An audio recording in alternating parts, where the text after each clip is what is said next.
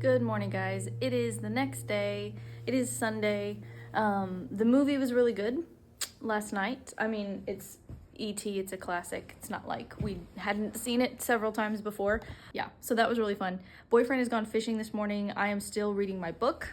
I am about halfway through, almost.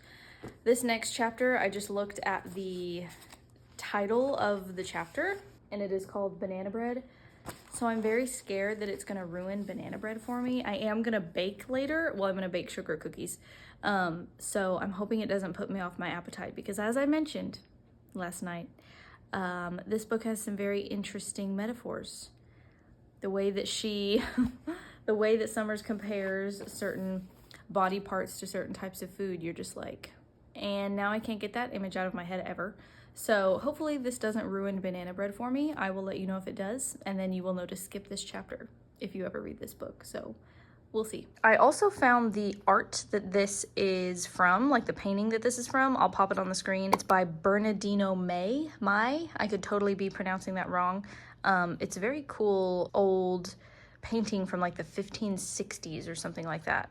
So, because I knew that this was like probably, I mean, it obviously looks like an old like oil painting, and so I found it online. Thought that was interesting.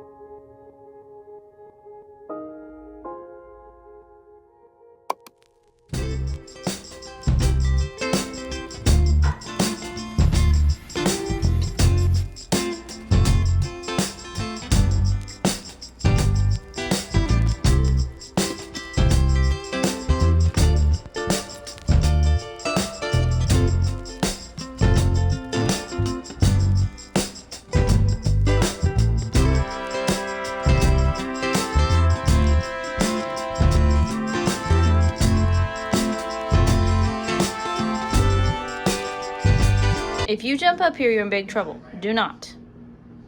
Do not.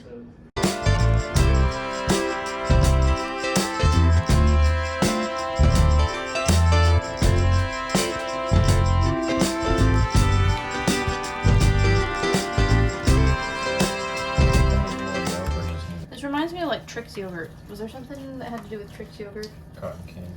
It was, ooh, it's turning weird.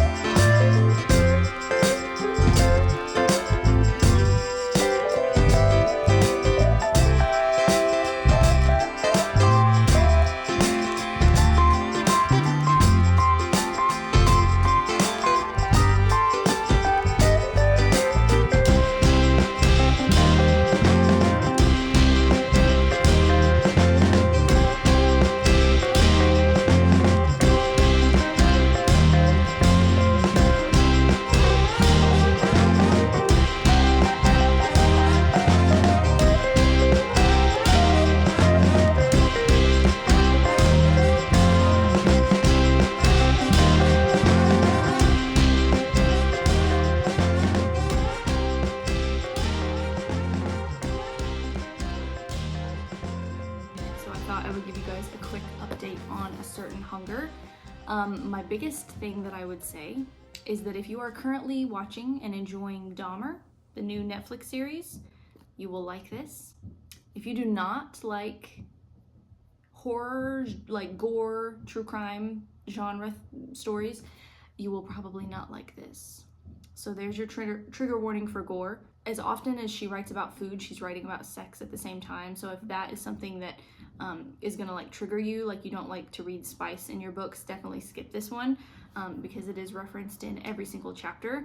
It reminds me a little bit of like the way that like Bukowski or somebody would write about sex. It's pretty vulgar. So if that offends you, would definitely skip this one.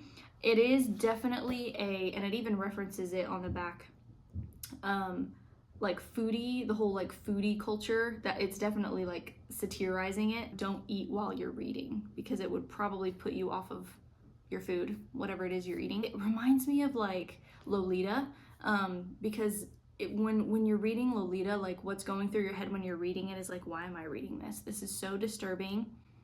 It's so messed up, but it's so good. Like it's so well written that you can't not read it. Like you can't stop because it's so beautiful. Like it's so well written. This is the same thing. It's that same vibe. You're like, wow, why am I reading this? This is really disturbing and gross. But then you're like, but it's so good. Like it is so well written. So that's fun, but just beware. It is not for the faint of heart.